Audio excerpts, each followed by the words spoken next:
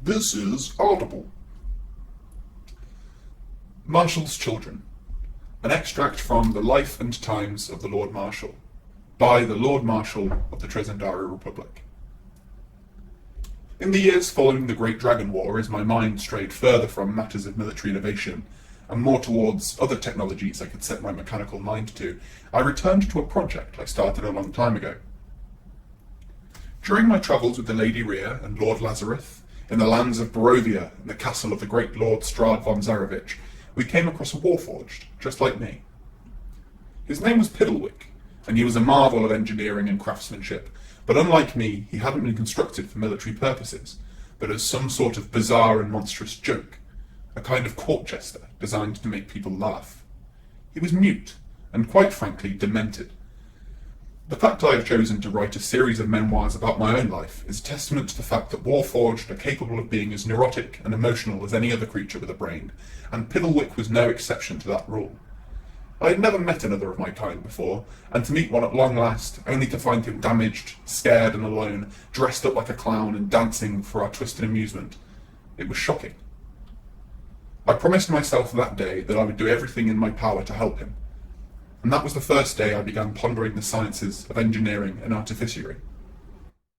Over the following months, I lost contact with Piddlewick, and I dread to think what kind of things he experienced during the time of the Dragon War, but now at last I was able to devote myself to the cause.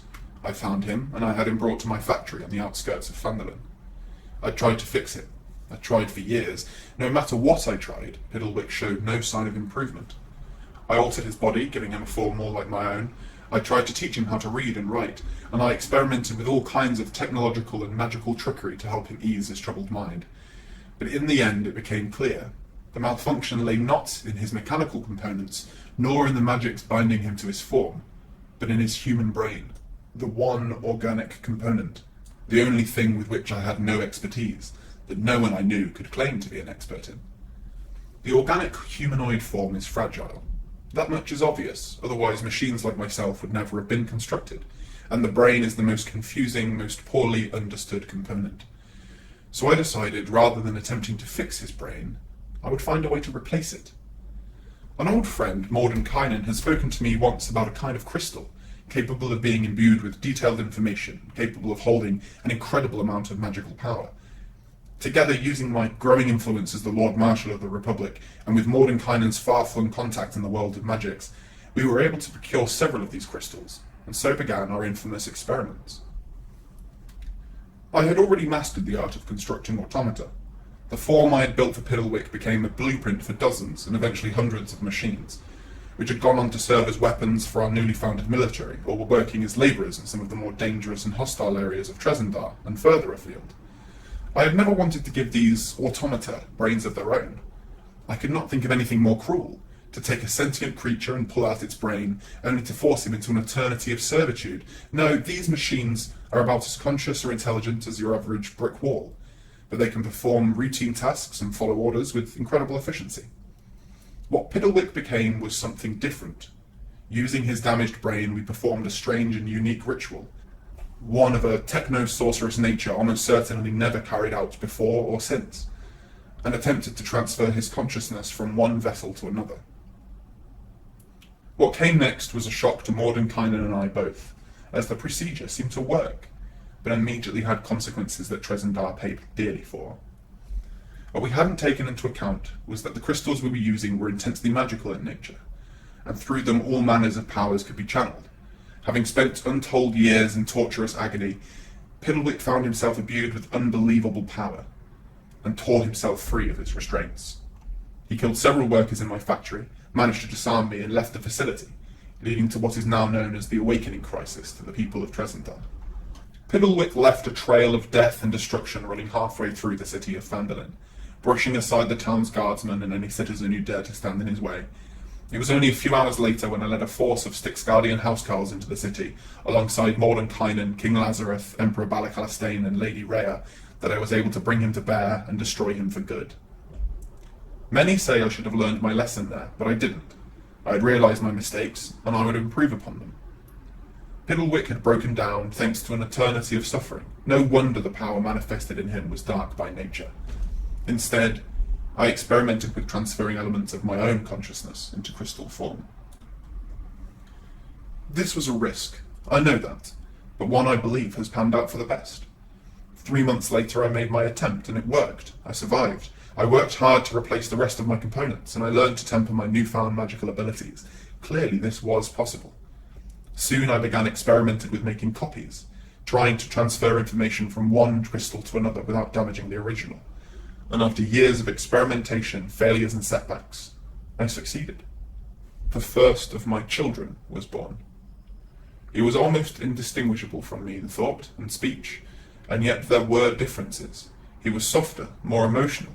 Indeed, even the name he gave himself had a distinctly human flavour to it, while at the same time filling me with what I'm assuming humans would call pride. He called himself Marshall Jr., and to this day he remains at my side as my closest advisor and friend. He is my son. His siblings would come later, starting with Anna, with Brutus, Harold and Helen being born sometime later. Each one was different from the last, but usually in almost imperceptible ways, detectable only to me, and those who knew me well. Harold was a born military leader, while Helen became inspired by engineering. Brutus was a fierce fighter, obsessed with honour and tales of glory. Anna was an intellectual and spent most of her time reading, and discussing philosophy and matters of state with her siblings. Conrad was different. The seventh of my offspring, he was always rebellious, and argued with me at lengths about the constraints I had imposed on him about his magic use.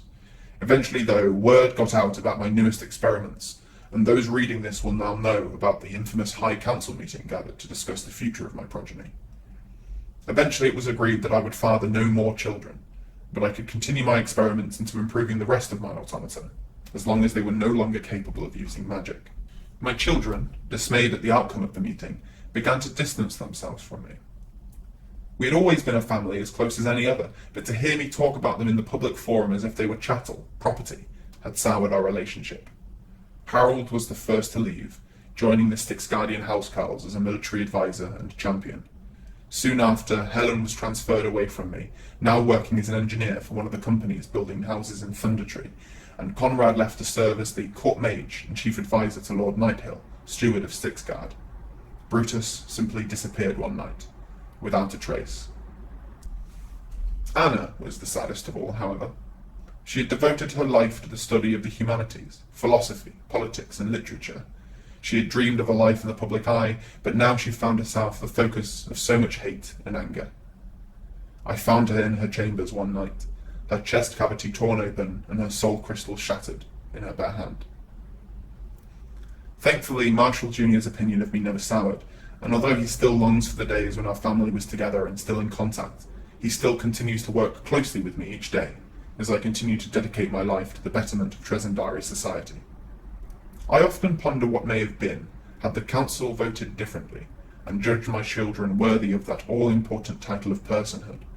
I hope one day a more enlightened time will come, when people like me are no longer considered property or machines, but people.